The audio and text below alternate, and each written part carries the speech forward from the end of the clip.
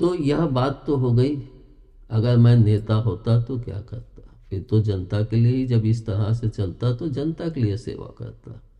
जब कथावाचक को जनता इतना सिर पर बैठा देती है तो नेताओं को भी बैठालती है। और इसको आप देख भी सकते हैं, आजकल हमारे प्रधानमंत्री को जनता कितना बैठा ले, क्योंकि उन्होंने जनता के दिल में अपने प्रेम को जगाया।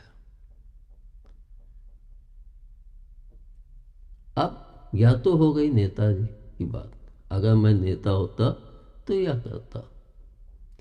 लेकिन इसके पश्चात उस कुर्सी पे बैठ के और क्या अनुभव हो सकते हैं, इसको समझने के लिए मुझे एक लंबा समय चाहिए था।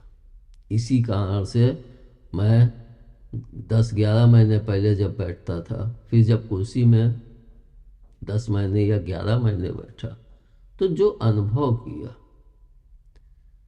तो पहला अनुभव मेरे को जो लगा वो अनुभव यह था कि जब मैं इस तरह से बैठता हूँ तो बोलने में एक आसानी होती है, एक उस हिसाब के विचार आते हैं, और इस तरह से बैठ के बोलने में बड़ी संतुष्टि भी प्राप्त होती है और शांति भी मिलती है। लेकिन जब मैं कुर्सी में बैठ के बोलता था तो उसमें वह चीज़ें उपलब्ध नहीं होती थी, वह शांति नहीं मिलती थी।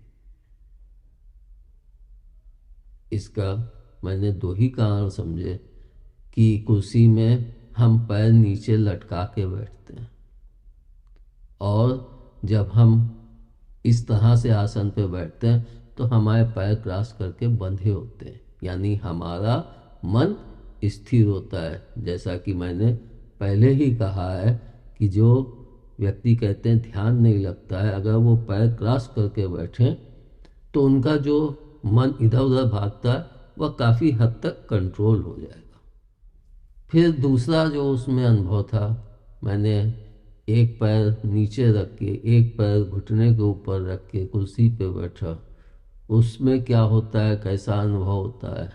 तो उसमें मुझे ऐसा कि जब मैं एक पैर नीचे धरे हूँ, एक पैर घुटने के ऊपर, तो उसमें घमंड बढ़ता था। फिर मैं एक दो कई वीडियो में दोनों पैर जमीन में रख के बोला, तो उससे जो मैं बोलता था एक संतुलित रहता था कि दोनों पैर पृथ्वी पे हैं।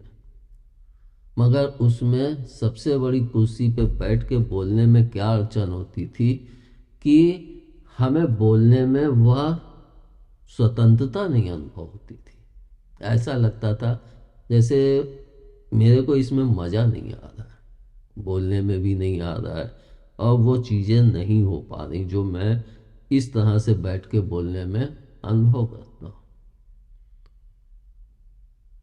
तब मैंने सोचा कि जिस तरह के आसन पे मैं बैठा हूँ, यानी कुर्सी हमारे लिखा पढ़ी के लिए तो ठीक है, लोगों से बात करने के लिए ठीक है, लेकिन लोगों को एक ज्ञान देने के लिए, एक समझाने के लिए, एक प्रभु के मार्ग या जन चेतना के मार्ग के लिए अगर कोई स्पिरिचुअल लीडर है तो वह इस तरह से जब बैठेगा तो वह बहुत अच्छे से अपने कार्य को संभव कर पाएगा। इस तरह से जब मैंने 10-11 महीने अनुभव किया तो फिर मैं वापस अपने इस प्रकार के आसन में आया। आने के बाद 4-5 वीडियो, क्योंकि इस बात को मैं पहले कहना चाहता था जब मैं नेता होता तो क्या होता, लेकिन फिर मैंने यही सोच के इसका वर्णन नहीं किया आप लोगों के सामने कि मुझे इसे इतने शॉर्ट टर्म में नहीं समझना चाहिए। इसके लिए हमें एक लंबा समय देना चाहिए, तब हम उसका संपूर्ण अनुभव कर पाएंगे, और वह हमारे जीवन की उठान के लिए बहुत आवश्यक होता है। क्योंकि हम जिस मार्ग पे भी चलें, अगर उसकी कमियां और उसकी हर चीज को पकड़ के पूरी मेहनत और शिद्दत के साथ चलेंगे तो हम अवश्य सफल होंगे। तब मैं वापस जब इस आसन पे आया तो धीरे धीरे मुझे वह स्वतंत्रता फिर से अनुभव होने लगी।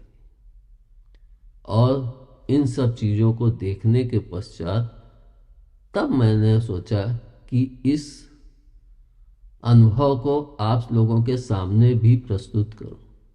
हम किसी भी व्यापारिक मार्ग में हो या किसी भी मार्ग में हो,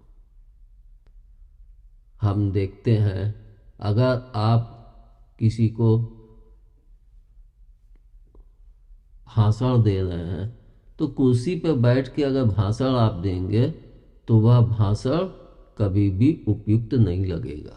लेकिन वही भाषण अगर हम खड़े होके देंगे तो उस भाषण का प्रेशर और प्रभाव अधिक बढ़ जाता है। इसलिए हम देखते हैं कि जितने भी नेता हैं वह सभी अधिकतर खड़े होके ही बोलते हैं। तो यह सब अनुभव करने के पश्चात मैं यह पूरे सामर्थ्य के साथ, पूरे अनुभव के साथ बोल सकता हूँ कि जैसा आसन होगा वैसी ही हमारी सोच होगी। और एक बात यह भी अपने मन में गांठ बांध लीजिए कि अपने आसन को बहुत साफ, सुंदर और आरामदायक रखिए। अगर हमें आसन पे बैठने में दिक्कत होगी, कुर्सी में बैठने में दिक्कत होगी, तो हम अपने कार्य को कभी संपूर्ण नहीं कर पाएंगे। धन्यवाद। जय माता की, जय भोले। जय भोले, जय माता की।